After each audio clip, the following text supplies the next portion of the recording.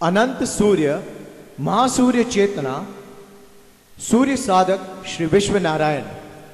हमारे आकाश में जो सूर्य है वह ब्रह्मांड में व्याप्त अनेकों सूर्यों में से केवल एक सूर्य मात्र है, लेकिन सबके अलावा एक अंतिम सूर्य भी है जो अखंड है, अनंत है और इस प्रकाशमान विश्व की समस्त प्रणाली इस अखंड और अनंत सूर्य के नियंत्रण में है। और यही अंतिम सूर्य है जिसे अनंत या महासूर्य के नाम से भी जाना जाता है।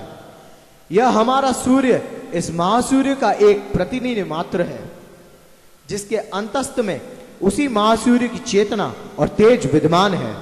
हमारे सूर्य में विद्यमान अंतिम सूर्य की इस सत्ता का नाम है संकर्षण। यह संकर्षण वह गुरुत्वाकर्षणीय शक्ति है जिसे सभी ग्रह और उपग्रह संतुलित और संचालित होते हैं। साथ ही साथ हमारी बुद्धि, मन और हर प्रकार की क्रियाएं भी। यह संकर्षण ही हमारी चेतन और अवचेतन की समस्त क्रियाशीलता और शक्ति का भी एकमात्र नियंता है। उनमें व्याप्त सभी प्रकार के प्रकाशों का प्रकाशक है। यह सूक्ष्म महाविश्व अप्रकाशित महाविश्व है और स्थूल महाविश्व प्रकाशित महाविश्व है।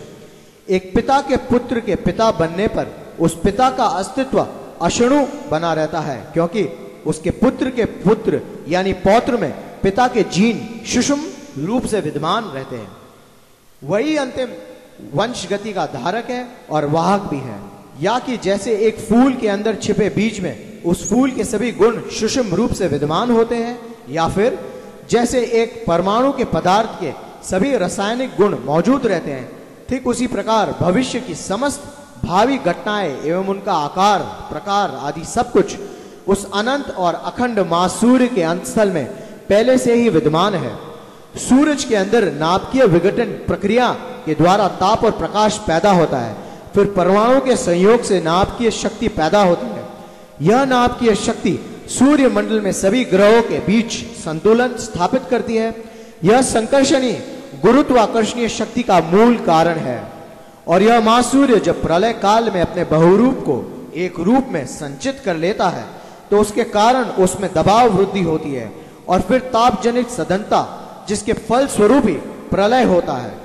वर्तमान में प्रचलित वैज्ञानिक सूर्य सिद्धांत की गुणता का उद्घाटन आज से 5000 वर्ष पूर्व महर्षि वेदव्यास ने किया था। उन्होंने उस समय सूर्य मंडल में व्याप्त 11 ग्रहों के अस्तित्व की बात की थी। महर्षि वेदव्यास ने यह भी उद्घाटित किया था कि हमारी पृथ्वी शेषनाग के फन पर उपस्थित है, मात्र सरसों का एक दाने की भांति है। यह सूर्य जो कि 12,700 किलोमीटर का एक विशाल गोलाकार है, लेकिन सूर्य मंडल में व्याप्त ग्रहों की तुलना में एक अत्यंत लघु रूप है। महर्षि वेदव्यास ने यह सिद्धांत आज के वैज्ञानिक सत्य है, जो वही आधारत्ववादी दर्शन का अकट्य प्रमाण भी। महर्षि वेदव्यास ने सूर्यमंडल की तुलना शेषनाग से की है और शेषनाग के फन पर स्थापित मणि को अंतिम सूर्य का प्रतीक माना है। निष्कर्ष यह कि जिसे सभी ग्रह और उपग्रह प्रकाशमान है, जिसकी शक्ति से समस्त ब्रह्मांड, समस्त सृष्टि का संचालन और परिचालन संभव है, जो दृश्य और अदृश्य जगत का एकलौता मालिक है, अंतिम नियंता और परिचालक है, वह है संकर्षण।